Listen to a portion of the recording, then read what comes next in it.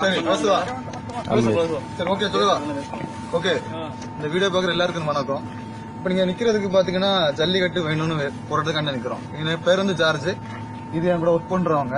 ஆக்சுவலா நாங்க தமிழ் இனத்தை சேர்ந்த பூரியமா வந்தவங்க. இதுல நிக்கிறவங்க ஒவ்வொரு மதத்தை சேர்ந்தவங்க தான். ஆனா யார் யாருன்னு எனக்கு தெரியாது. எல்லாம் என்னோட உயிர் நண்பர்கள்.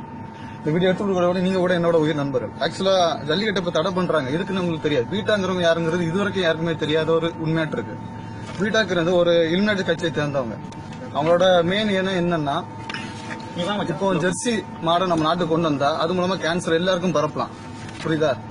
அதை பரப்புற அதே நிறுவனம் தான் இந்த மருந்தை கண்டுபிடிக்கிற நிறுவனமும் ஒன்னாதான் இருக்கு.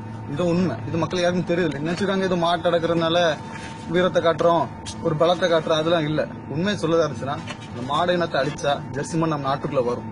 அது வந்தா கேன்சர் பரவும். ஒரு 5 குழந்தை கூட கேன்சர் வரும். கண்டிப்பாட்டு வரும். ஒரு பால் கொடுக்குற தாய்மாரு கண்டிப்பா கேன்சர் வரும். இந்த உண்மை யாருக்குமே தெரியல. இப்போ இவருக்கு புதுக்கோட்டை, இவரு திருச்சி, இவருக்கு மதுரை, இவரு எங்க ஒரு நல்ல ஒரு நண்பர். இவரு இந்தியா கிடையாது. ஆனா இவரு ஒரு நல்ல நண்பர். இவரு கூட நம்ம கொடியை பிடிச்சு நிற்கிறாரு. இதான் உண்மை. புரியுதுங்களா? இப்போ நீங்க எந்த ஒரு கட்சியை எடுத்து பாருங்க.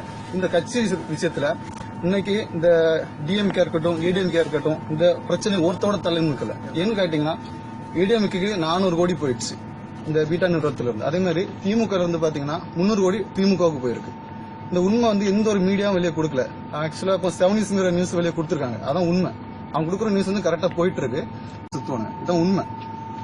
இப்போ பாத்தீங்கன்னா இந்த போராட்டத்தில் இருக்கிற பாத்தீங்கன்னா படிக்காத ஒண்ணுமே இல்லை. இந்த வயல்வெளி வேலைக்கு போறவனும் கட்டிட வேலைக்கு போறவனும் ஒண்ணுமே இல்லை. ஐடி பார்க்ல இருந்து நல்லா படிச்ச கலெக்டர்ல வரைக்கும் இந்த போராட்டத்தை சப்போர்ட் பண்றான். என் ஊர் வந்து நாகர்கோவில் தான்.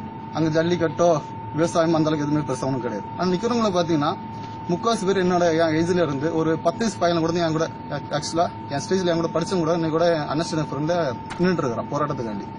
ரொம்ப சந்தோஷமா இருக்கு.